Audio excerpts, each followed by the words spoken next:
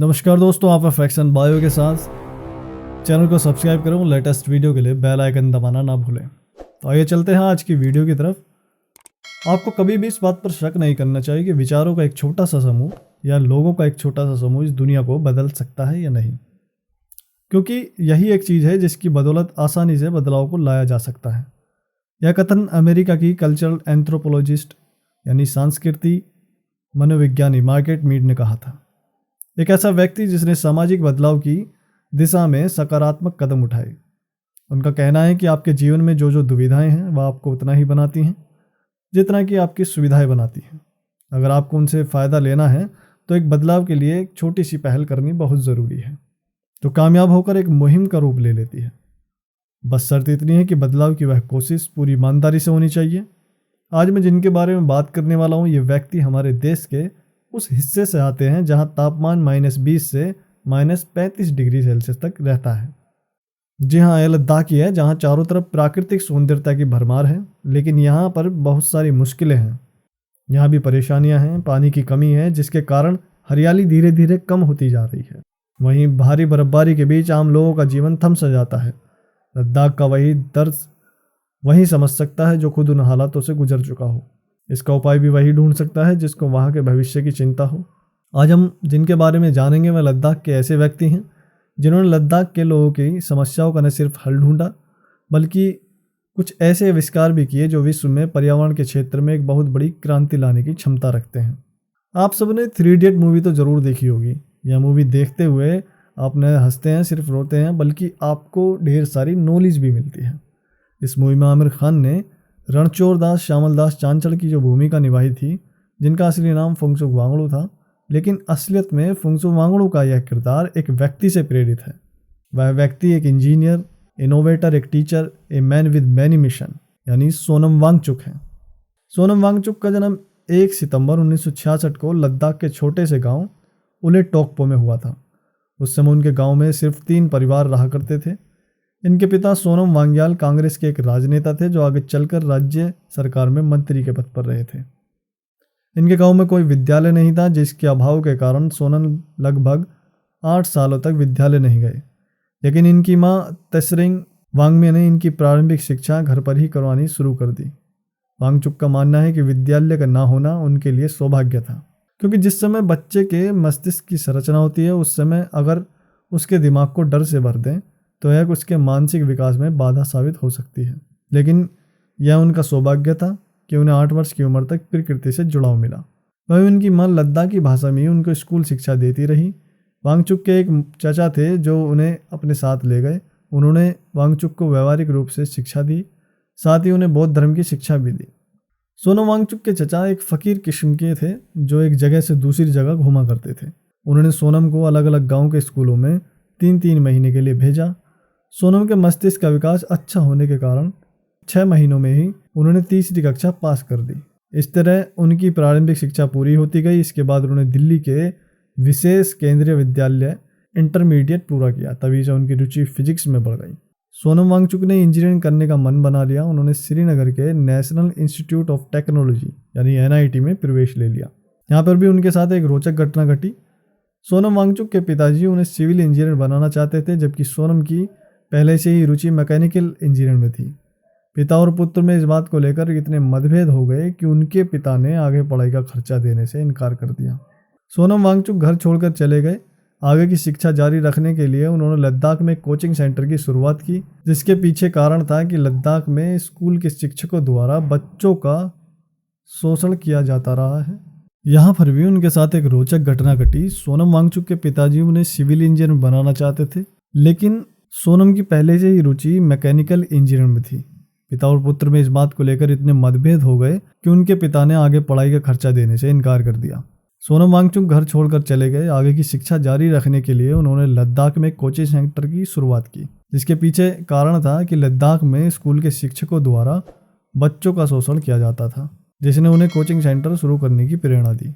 उन्होंने अपना coaching centre शुरू कर दिया और साथ ही उन्होंने स्थानीय भाषा वैसे इस तरीके से पढ़ाना शुरू किया। देखते ही देखते उनके कोचिंग सेंटर पर बच्चों की संख्या इतनी हो गई कि उन्होंने NIT के 4 साल का खर्चा मात्र 6 महीने में ही निकाल दिया। सोनम ने शिक्षा प्रणाली में मौजूद कमियों को महसूस किया, जिसमें सुधार के लिए उन्होंने अपने जीवन को समर्पित कर दिया। उन्होंने शिक्षा में स्थानीय भाषा के महत्व को बल दिया। उनके अनुसार किसी को उस भाषा में समझाना ज़्यादा आसान है जिस भाषा में वह खुद बातचीत करता हो। 1996 में सरकारी स्कूलों में सुधार लाने के लिए सोनम वांगचुक के ऑपरेशन न्यू होप परियोजना को सरकार ने ऑफिशियली स्वीकार किया। एक समय था जब लद्दाख में 95% बच्चे बोर्ड एग्जाम में फेल हो जाते थे। तब सोनम वांगचुक ने अपने भाई अन्य लोगों के साथ मिलकर सन 1988 में student educational and cultural movement of Ladakh नाम का एक एनजीओ शुरू किया, जिसका लक्ष्य था एजुकेशन सिस्टम को बदलना। बोर्ड की मदद से इस एनजीओ ने स्कूल की टेक्स्ट बुक में कई सारे बदलाव किए। 700 से ज़्यादा टीचर्स को ट्रेनिंग भी दी। पाठ्यक्रम में भाषा के बदलाव के कारण जहां छात्रों को पढ़ने में सुविधा मिली, वहीं दूसरी तरफ 10वीं में पास होने वाले छात्रों की संख्या में वृद्धि हुई। जहां 1996 तक बोर्ड के एग्ज़ाम में सिर्फ 5% बच्चे पास होते थे, वहीं 2000 में 23% बच्चे पास हुए। फिर 2015 तक बोर्ड एग्ज़ाम पास करने वाले बच्चों का प्रतिशत बढ़कर 75% पहुंच गया, जो ये दर्शाता है कि छात्रों में प्रतिभा की कोई कमी नहीं थी। कमी थी तो हमारे स्कूली सिस्टम में। सोनम वांगचुक ने 1994 में ऑपरेशन न्यू होप की शुरुआत की, जिसके तहत उन्होंने लद्दाख में एक स्कूल खोला जहां पर बच्चों की किताबी शिक्षा से ज़्यादा प्रैक्टिकल पर ध्यान दिया जाता था।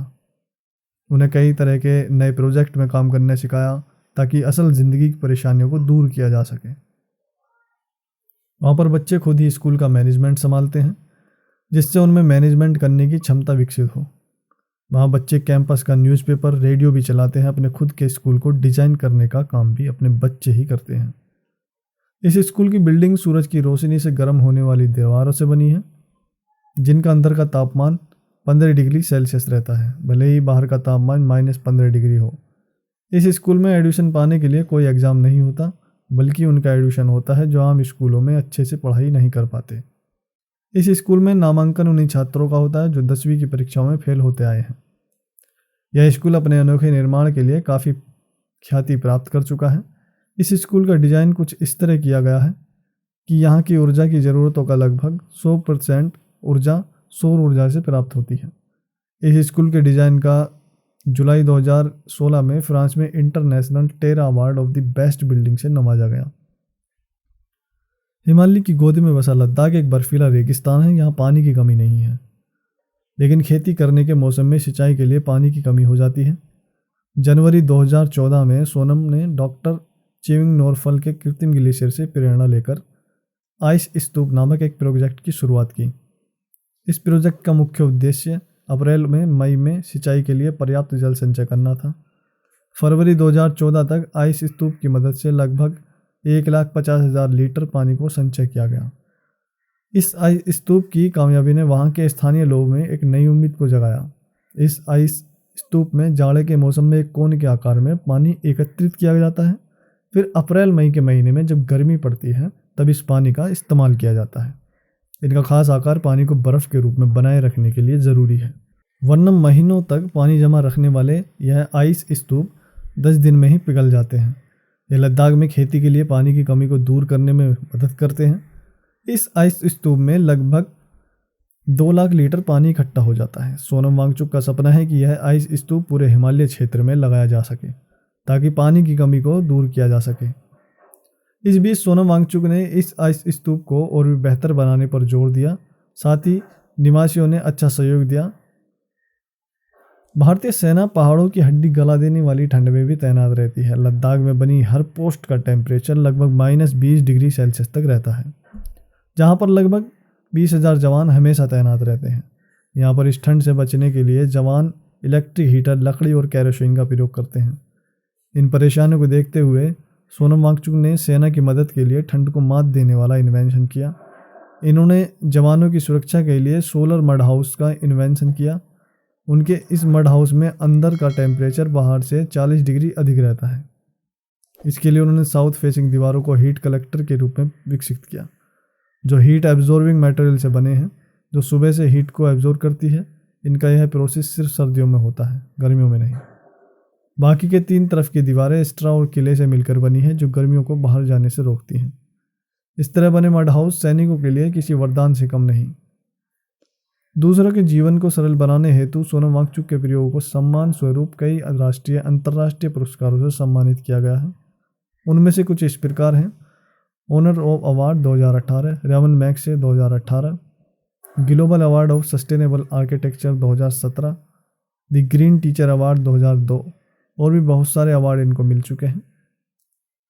तो इसी के साथ मैं आपसे विदा लेना चाहूँगा। वीडियो अच्छी लगी हो तो लाइक और कमेंट करें और इसी तरह की वीडियो देखने के लिए चैनल को सब्सक्राइब करना ना भूलें। धन्यवाद।